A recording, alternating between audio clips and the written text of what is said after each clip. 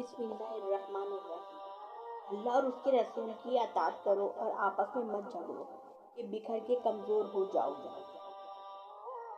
جو کچھ رسول تمہیں عطا فرمائے اسے لے لو اور جس سے منع فرمائے باز رہو اور اللہ سے ڈرو، بے شک اللہ کا عذاب سخت ہے۔ جو شخص زندگی کی مناسب ضروریات سے زیادہ کا طالب ہو وہ کبھی مطمئن نہیں ہو سکتا۔ رسول صلی اللہ علیہ وسلم نے فرمایا، اذان اور اقامت کے درمیان دعائیں رد نہیں ہوتی، لہٰذا دعا مانگا کرو۔ اگر زندگی عارضی ہے تو مشکلات بھی مستقل نہیں، بس تم اپنے رب کے شکر گزار رہو۔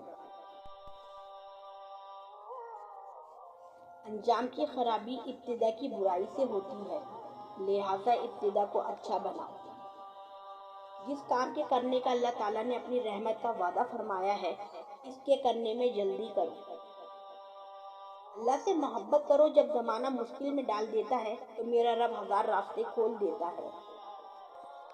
خدا کی راہ میں کوشش کرو اور کبھی پیچھے نہ ہٹو، کیونکہ خدا نے تم سے کوشش مانگی ہے، نتیجہ نہیں۔ کمزور انسان کبھی معاف نہیں کر سکتا، معاف کرنا مضبوط لوگوں کی صفت ہوتی ہے۔ جب انسان اپنے اللہ پر اس قدر بھروسہ کر لیتا ہے کہ اس کے علاوہ کوئی بھی اس کی ضرورت پوری کرنے والا نہیں، تو اللہ بھی اپنے بندے کو مایوس نہیں لوٹاتا۔ سب سے برا آدمی وہ ہے جو اپنے آپ کو سب سے اچھا خیال کرے۔ اپنے رب سے دوستی کر لو، کیونکہ یہی وہ ذات ہے جو کبھی آپ کو تنہا نہیں چھوڑتی۔ نبی پاک نے ارشاد فرمایا، جو اللہ پر ایمان رکھتا ہے اس کے بدن سے روح یوں نکالی جاتی ہے جیسے آٹے سے بال، اور کافر کی روح ایسے نکالی جاتی ہے جیسے ریشم یا مخمل کا کپڑا کانٹے دار جھاڑی پر رکھ کر اس کو کھینچا جائے۔ دل کے اندر اتنی جگہ پیدا کرو کہ تمہارے اس دل میں دوسروں کے راز سما جائے۔